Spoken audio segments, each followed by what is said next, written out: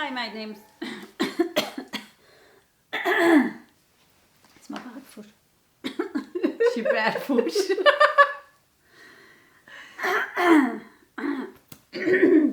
Feel nervous. I feel like I I've know. been doing it for ages. Why? I don't know. Hi, my name's Tracy and I'm a mortician. And I'm Trish and I'm not. And welcome back to another episode. Oh, Are you dying to know? because Trish is dying to know. I am.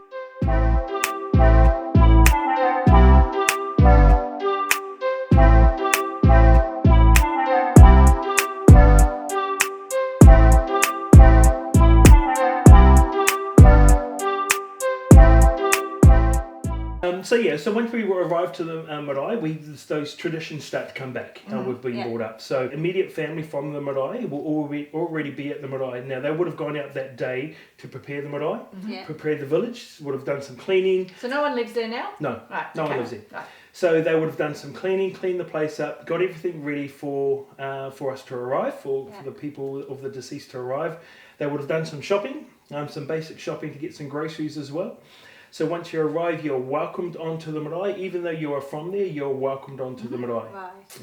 Primarily to acknowledge everyone, how everyone's connected. So we speak in Maori to acknowledge who we are, who the family is, who they're going to. And then they're brought onto the marae. Then they're laid in state on the marae there. And then as soon as that happens, you just go and see all your cousins and family members and thank them, and then you have a meal, and then you sit there with the body for the 2 to 3 days that you're going to be at the marae before the day of burial. And the proceedings from that is pretty much on a timely manner. You know, from if you arrive at lunchtime, you will welcome people primarily in clusters of groups, because what we like to do is as groups come on to our marae, our village, we like to allow them to come on. They come on, they talk about their connection with the deceased, where they are from, then they come through to the body, and then they'll acknowledge the body as well and talk about stories of the deceased as well. Then they'll cry and laugh. Yes. Yep. Then they join the group as well, and then they are given a meal. Right. And so the immediate family feed them that are already there. So it's a busy time for them. It is. It's a busy time for everyone. Seems busy, You're given a meal, and you can choose to stay, and we can give them a place to sleep as well, because some people do like to stay as well. Just to help out with the family, because more hands that are there to help, because you may come through as a guest, but then you come through and acknowledge the deceased, then you become someone who actually helps out with everyone as well. That's nice, because what does everyone want to do? The first thing, and we've all experienced this recently sort of firsthand, what do you want to do when someone close to you dies is you want to help the people who are left behind. Absolutely. And often they're not in a position to be asking of you what they need. Yes. And so at least that way everyone feels useful, everyone's involved, everyone can step up if they want to. That's right, it's a good cultural way to do it, because like you say, we have recently all experienced that recently with a few people, and it's should we not? Yeah, it just takes all that away and you're in there doing it, roll up your sleeves. That's really lovely. That nice. is lovely. I do like that. That's we should be looking to do more and relax more about death, I think, and embrace the deceased and the family around them. Plus, it's very sort of encompassing, isn't it? So you're not grieving alone. You've got all these people around you. There's new faces coming every day. Yeah. People are singing, people are crying, people are talking and telling stories and everything. And so you're not going to, like we would go to a funeral, come home, and then you're just on your own. Yes, that's absolutely. Right. That's right. Yeah. Absolutely, and that's the biggest thing I struggle with when I I've lost a close friend here, one of my best friends here in Australia, and knowing how I beargrieve and how people over here bereave was really hard for me, because it's just not the done thing. So, which that's fine. You've just got to accept that and deal with it. Okay, all right. So we've had 3 days. So I'll just quickly share a bit, just to sort of acknowledge the day. 7 o'clock is when we primarily have a prayer or karakia to acknowledge the body, and then we go and have breakfast. Now, while everyone goes to have breakfast, the main family with the deceased will stay there, and food will be brought to them, so that the body's never laying by itself. It's never by itself. And why? Just because it's the right thing to do? Yeah, it is. Okay. It's like I can't really answer that question. Why? Because we've never left the body alone. Because I suppose the body's vulnerable, aren't they? The Well, vulnerable, because there's... I think it's more of a spiritual connection that we have. yeah. That it's not... that you don't disconnect for that No, time. because I loved it, and I speak to, when I had Dad, when Dad was laying there, I'd go up there when everyone had to go in to eat, and I'd just lie by my dad and we'd have a conversation. And, absolutely. Those sort of things there. So for me, it's just nice. Yeah. It's just what I'm used to, though. Yeah. Okay, but quickly, 7 o'clock prayer, 9 o'clock is when the guests, so 9, 11, 1 and 3 are the times we like people to sort of come on. Okay, and everybody knows that in the tradition. So people will just have to wait, and that's primarily to allow our family who are actually looking after everyone, who are doing the cooking and the cleaning. Yeah. It allows them to make food, set the tables up, feed them, clean, replenish. Right, so those people doing all of that, those core people who were there first, who bought the groceries before you guys arrived with the body and all that sort of stuff, they're not necessarily as closely connected to the deceased.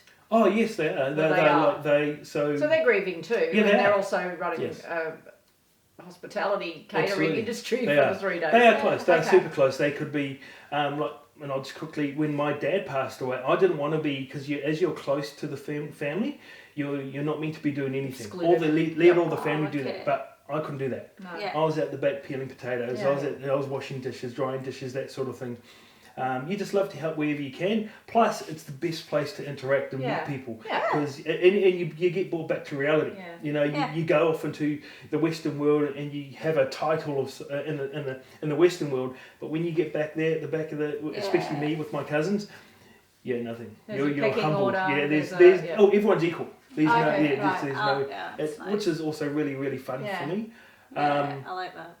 So it just allows everyone else to breathe and come through, and they'll share stories as well. And then at approximately 7 o'clock, we'll have sorry to interrupt. Do they leave after every sort of session? Is it like, okay, the 9 o'clock sessions happen, those people will leave before the next people arrive? They pretty much stay the whole duration. Or some family members might be able to be there for one day, so they'll come out and help for that one day, just to acknowledge. And it's a way of acknowledging and paying respect to the deceased as well. This is what they can give, and they can give their time, and the time is valuable, especially when you've got so many mouths to feed.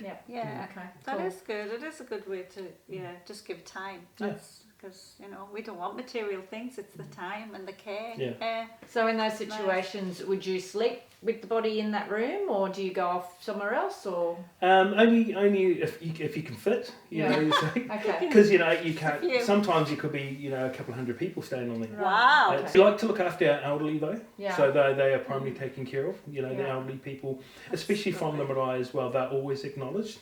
All right, so we've done 3 days. Yes. On the 4th day, is it? You wake up, and then what happens? Okay, so I'll just go back one day. So the last night is when you have this last sort of bit of private celebration with the immediate family members that are there, and that's when all the real good stories come out. All the cheeky stories, the naughty stories, the funny stories, and you just... because everyone wants to share their last words with the loved one laying in state there, and it can go on for hours. It can just go on and on and on and on and on, and it goes on until. And if it goes on to the early hours in the morning, it just goes on to the early hours in the morning. It's just to be for everyone to be able to say something. Good stamina you they've eaten regularly 3 and 12.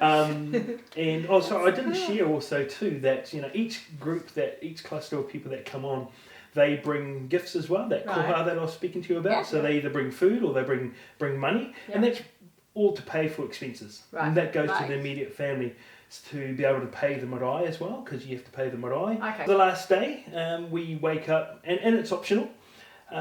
But we like to wake up early sometimes, not all the time, wake up early before sunrise.